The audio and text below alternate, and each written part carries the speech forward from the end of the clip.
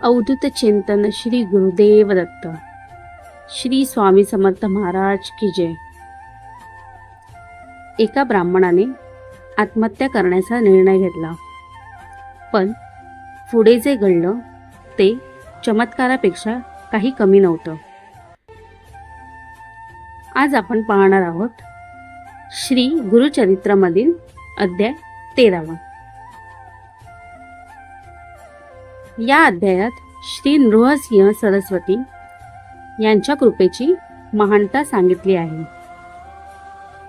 प्रयाग येथे वास्तव्यात असताना श्री गुरूंनी 7 जणांना संन्यास दिला। त्यानंतर ते शिष्यासह विविध तीर्थयात्रा करत आपल्या जन्मगावी कारंजा येथे आले।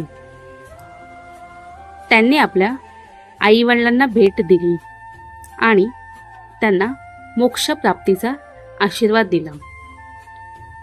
त्यांची बहीण रत्नाई हिनेही संन्यासाची इच्छा व्यक्त केली, पण श्री गुरूंनी तिला सांगितले की तू संसार कर, पतीची सेवा कर, तुझे काही पूर्वजन्मीचे कर्म बाकी आहे, पुढे तिच्या जीवनात संकट येईल, पण शेवटी ती पवित्र तीर्थस्नानाने मुक्त होईल, असे त्यांनी सांगितले।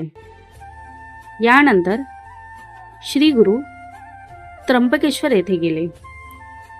येथे त्यांनी गंगा पृथ्वीवर कशी आली याची कथा सांगितली। गौतम ऋषींनी तपश्चर्येने भगवान शिवाला प्रसन्न करून गंगेला पृथ्वीवर आणले, त्यामुळे ती नदी गौतमी म्हणून ओळखली जाऊ लागली।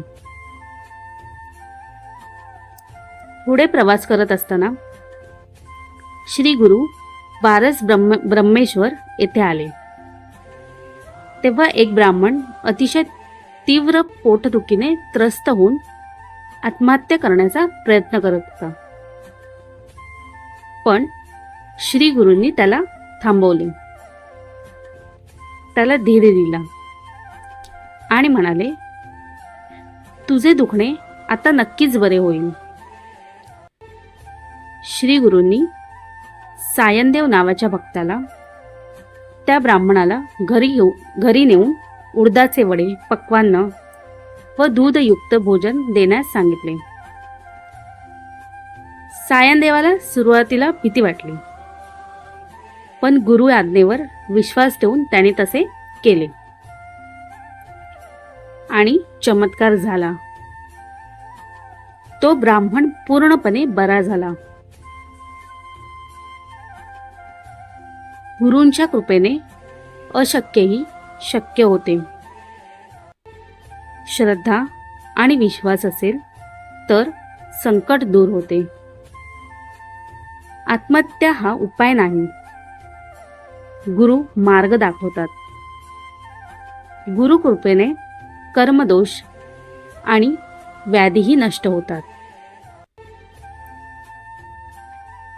म्हणूनच म्हणतात, ज्याच्या आयुष्यात गुरु आहेत त्याला कोणतेही संकट थांबवू शकत नाही।